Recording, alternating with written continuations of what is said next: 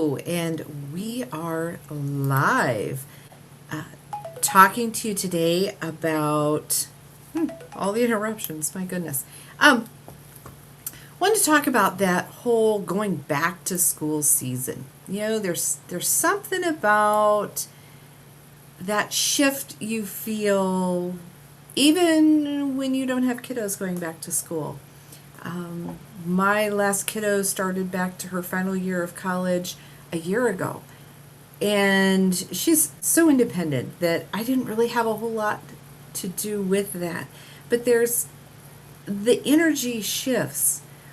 It feels like, there's the tax holidays, if your state offers those, where there's no sales tax on a given weekend. And so I think it's like clothing and tennis shoes. I don't know if it was school supplies or not. I don't know. Usually it created so much hustle and bustle that I didn't appreciate those crowds. But there is, statistically, if you're starting a new class, a new workshop, this is the time to have people sign up. People are getting back into a routine and a rhythm. Vacations are kind of over. People are back to work. They're just everything changes. The stores, they're filling with notebooks and planners and schedulers. They become more structured. The summer activities really start to wind down. I know our swimming pool here in town is going to be closing soon, and we just start thinking about the routines and the responsibilities, and then what comes next. But before we rush into that next season, I think it's important to pause and acknowledge everything that we've experienced. I know I've talked a lot about chunking things down into smaller pieces of the year, looking at the 12-week year, looking at the 10x, 2x, all of these ideas. So we've got a change in seasons. We've got the back to school energy, these shifts that are happening. So it's time to kind of reassess where are you at. What did you do this summer? What are some fun things that you were able to do? Did you meet your camping goals? Did you get to go fishing? Did you complete an online course over the summer? Did you get to go traveling and see relatives? Did you knock off some things on your bucket list? So first of all, I want you to think about the things that you did get done. What did you learn? Did you learn a new skill? Did you perfect a new recipe on the grill this summer? Did you make some new friends? Where did you grow? And what were some of the things that really surprised you? I want to say this summer has been kind of, I don't know that I have a lot of boxes to check, other than I also have done a lot of things that are more in keeping and alignment with things that I want to do. And so I think that that's been more, for me, my summer has been more of a season of rest. I know that business slows down during the summer, so I've not been doing as much online presence and promoting the business, kind of gearing up, doing those things that sometimes we think about winter projects, hibernating things. But my businesses, especially the float business, summertime is really slow for us. So that's been a season of rest and planning for me. Has it maybe been a season of healing for you? I've done some new medical treatments and things to address my health and my issues. So that's part of that rest and healing. Or maybe it became a season of unexpected change. Caregiving, grief, adventure, reconnection, or simply trying to keep your head above water. I guess, in reviewing that, kind of coming out of a season of grief. I did do some caregiving things that have ended over the summer. That did lead into some grief issues. And just for me, it's honoring what comes up. And those are the things that count. The things that come up are the things that need to be addressed. And the seasons don't change as quickly as they used to. So as you're looking at the things that you accomplished, and maybe you're thinking of some of the things that you didn't get to do this summer that were kind of on your summer to-do list, like going out in the river on floaties, or just having a day at the lake, just a kickback day. And if you didn't have an opportunity to do that, since our seasons changed a little slower, we seem to have more summer left to enjoy before we get into the coldness of fall and everything. You may have time for that day trip yet, to go walk by the water, take the afternoon outside, take some time off. So as you check the boxes on the things that you got done, you can look at some of the things that maybe you still want to do.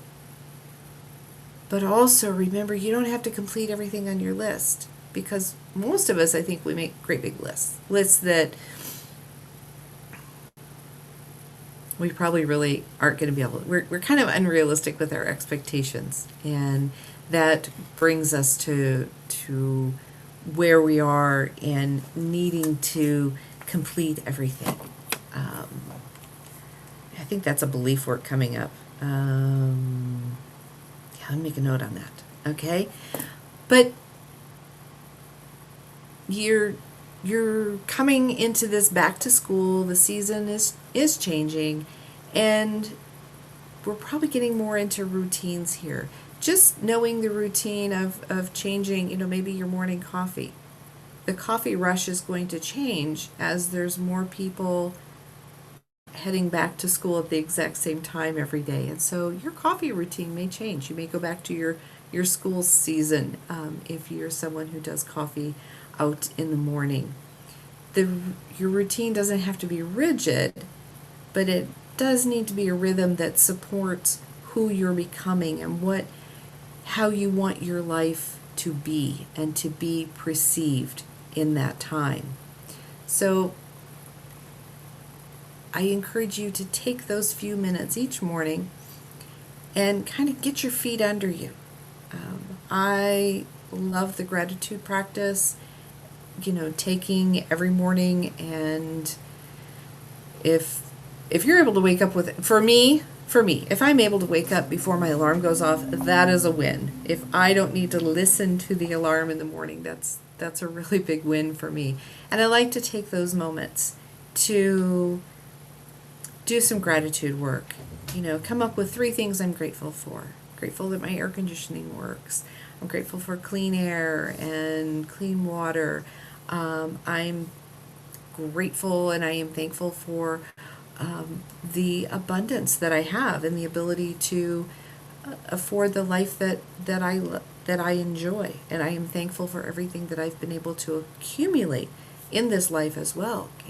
Extending that gratitude. Sometimes my mornings I do some journaling. I always do some meditation. To the onlooker, it looks like it's my coffee time, and that's okay. That's okay. But it's time where I'm able to get grounded and spend time deciding where I'm going to spend my time with other people who have similar interests, that have similar goals, that are important to me. Because sometimes as we go through the spiritual awakening, it can feel really, really lonely. Because as you start to awaken, and I know I see it in social media, people's like, oh, all of a sudden you're realizing things. It feels like you've been lied to when you see how the adult world works. And I was just commenting with a client. We were exchanging messages, and I said, yeah, this adulting. Who knew it was going to be like this? How did we bring ourselves to rushing into adulting so quickly? Part of it is that spiritual awakening. And spiritual awakening can make you feel like you've just lost touch with everything. It is a process to embrace. But it's not a process that you really have to go through on your own. This is where we begin to realize that, there's things that are really difficult to explain. And you start questioning the beliefs. You start questioning things that you have always believed before, and now all of a sudden something makes you go, this doesn't add up. You suddenly recognize that there's patterns or relationships and expectations on you that just don't fit anymore. Those are ahas. Don't beat yourself up. We have all been given instructions from very well-intended individuals, but sometimes they just don't fit long term as we get into this adulting stuff and things. And sometimes they feel uncomfortable. It's like, wait a minute, how did I do this for so many years? How is this okay? And now today, it's not okay. Sometimes these ahas make you wonder whether anybody else is going through this or not, because it's like it is such a different feeling in your existence that you can't imagine anybody else is feeling this way. And I'm here to assure you that many people have. And many people have gone through this spiritual awakening, or just even awakening, and realizing what you want to do with your life now that you are seeing things through your own lens and not through the lens or the expectations of other people. And this is why community is so incredibly important. It was me stumbling into a theta healer that allowed me to go through the rest of my awakening and do it with purpose. And I have continued to build a community of like-minded people. And my community continues to change. There are individuals who, we all grow at different rates. I'm going to say faster, better. It's not about that. It's just about having our differences of opinion and respecting that with other people. It's not a fight. It's not an argument. I'm not here to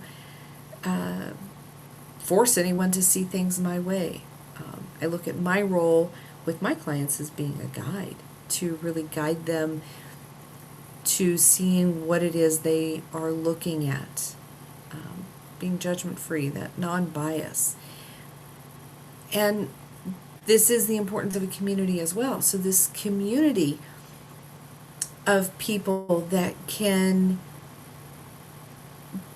very, very big chances that somebody else in that community is going through exactly what you're going through. And so being able to see things similarly, to be able to compare notes with someone else that doesn't make you feel like you're losing your mind,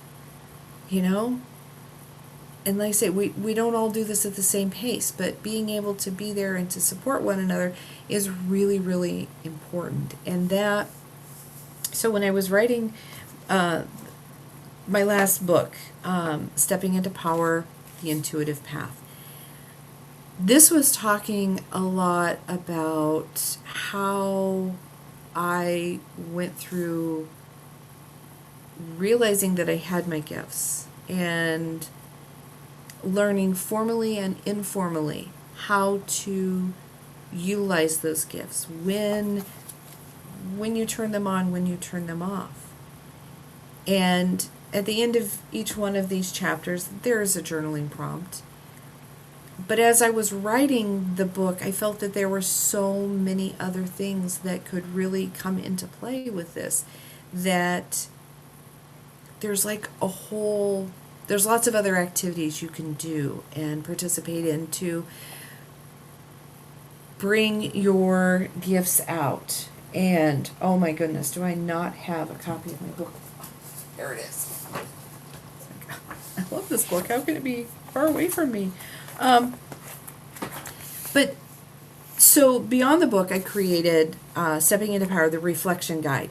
So this is a reflection guide. I want to say it's like an adult coloring book. It's more than journaling. And as I was working on this, I was going through proofreading it. And the proofreading process, I was actually doing all the activities, and I was going through them. I was doing them like several activities in a day, and it was like, whoa. even though I created these activities and I've done activities like them, every day you're in a different place, in a different space of growth and everything. And as I was going through the chapters, and I would do all the activities in a chapter in a single sitting, day after day, I realized that, yeah, I kind of blew myself up. They talk about blowing yourself up psychically. I had brought so much to the surface that really needed processed individually. And I wasn't really sold on how I had written the book. It was like text, lines to journal, text, lines to journal, with a few blank pages and some drawing activity things. And it's like, I can do this better. It just didn't fit right.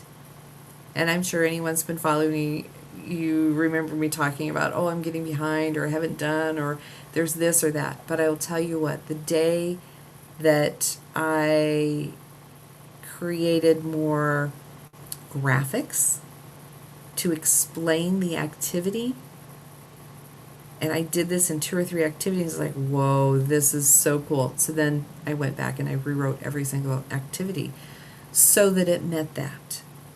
And it's my intention with the reflection guide that you can open to any page and do that activity, find some value in that activity, and put the book away. It's not a do page 1, page 2, page 3. It's not. I even took the page numbers out. There's so many activities with every single chapter. There's between 7 and 13 activities in each chapter that I don't think all those activities are necessarily going to fit with you. So I want you to open an activity. If it feels like it resonates with you, do the activity. If it doesn't, find another page. But more importantly, as you begin to work through some of these activities, I've created a community. I have created the stepping into power, there's a reflection guide. Oh goodness, I'm going to forget what it is. Anyway, these communities will be available in my link tree. So first of all, there's a free community where you can, it's not on a social media platform. It is our own private platform where your information is going to stay. And I want this to be a safe community so that everyone can share their ahas. They're like, wow, this resonated, or wow, I didn't know I was holding this back, or wow, I really grew. I want to see those ahas and those wows and have you share. Because in the reflection guide, you can write, you can doodle, you can reflect. Some of it's just sitting with a question. And then return to where you need to be and understanding any changes that maybe you need to have. And then in the community, this is a place that you can share those ahas, those reflections, because if you realized it and you felt it, someone else did. And that is your opportunity to support others and also go there for the support from them. So, and I will pop into that community. We'll do some lives there. There'll be some extra bonus activities. There'll be some really cool stuff there. There's also a second community that is going to be a paid community that will allow you to interact more directly with me as we grow this community and we learn what the needs are here. So I invite you all to really check these out. Go to amandabethhealing.com/linktree and find the links there for the communities. There's the collective and there is the circle. So find your way to those and check it out. See if it resonates with you, because this community, I think the community is just, it's going to be awesome. It's going to be a great place to come and to share, to be supported by other people going through the same work, because you really don't need to do this on your own. And I think that this kind of goes in with the whole idea that we're closing out summer. We're going back to school. You're going to get more more rhythm in your day-to-day. You'll have an opportunity to do some of the activities in the reflection guide. It's going to be awesome. And although it is a companion to the book, you don't have to have read the book for it to matter or to have value for you. So brings us down to our final questions. What is it that you're proud of this summer? What did you complete? I have some dahlias growing. I grew dahlias from seed with my friend, and although many seeds started because of health reasons and everything else, one plant is thriving in my flower bed with sharing space with the hostas. So I'm really excited to see this through, and this is a plant that because I'm in zone 5B, I'm gonna have to dig it up and overwinter it and carry that on to next year. So I'm pretty proud of my flower beds. They're kind of weedy right now. I haven't done everything that I've wanted to, but I'm still working on it. So what are you proud of this summer? What can you release from that unfinished summer list? What are some things on your summer list that you can let go of? Just be okay that they didn't happen, and don't beat yourself up on that. What practice or routine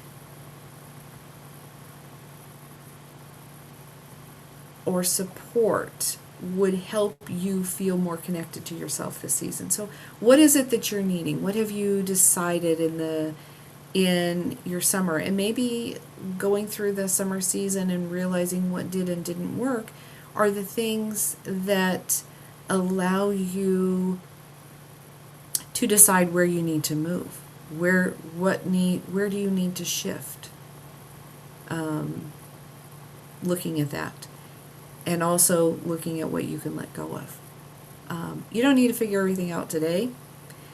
You don't have to know exactly what you're doing. It's more a matter of what you no longer want. When you know there's something that you're no longer willing to participate in, you no longer want something, then you know you're looking for change. And you don't need to know what that change is going to look like. You don't need to know all the steps. You just need to take that first step and know that you don't have to do it alone.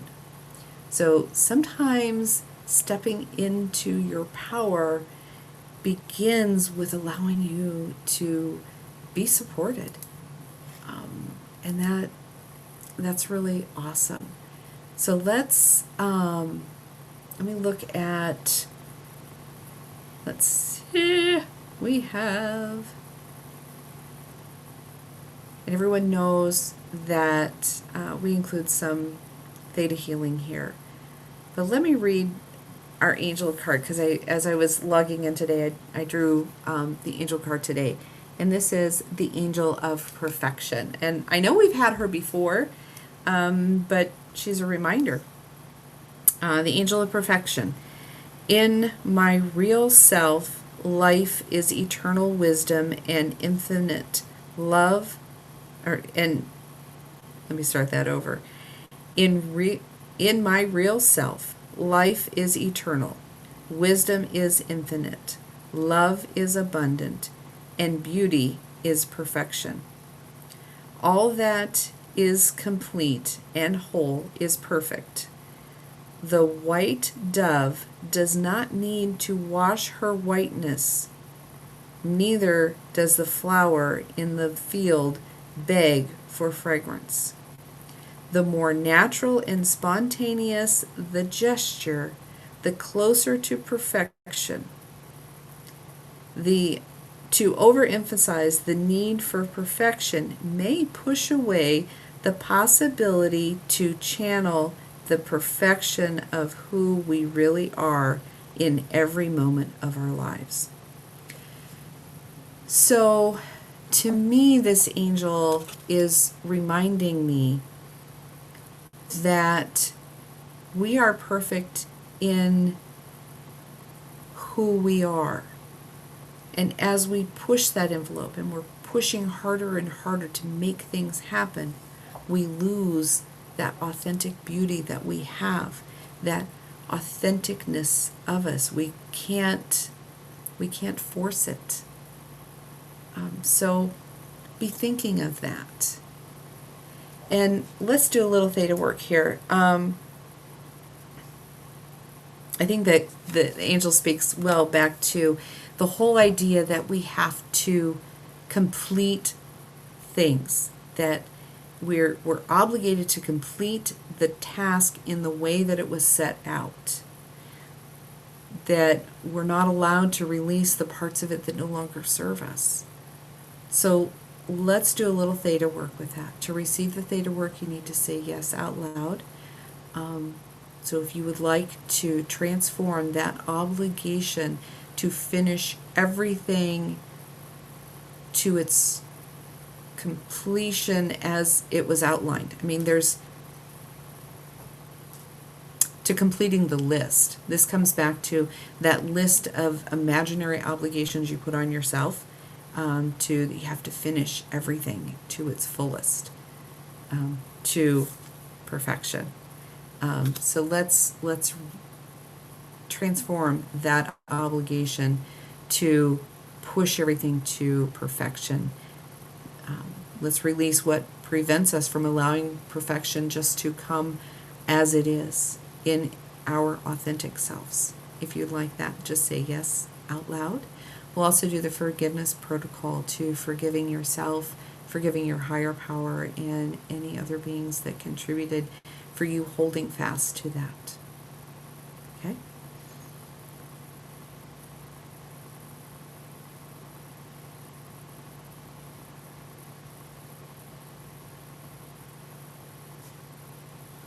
Okay, if you're catching this on the replay, just say yes out loud.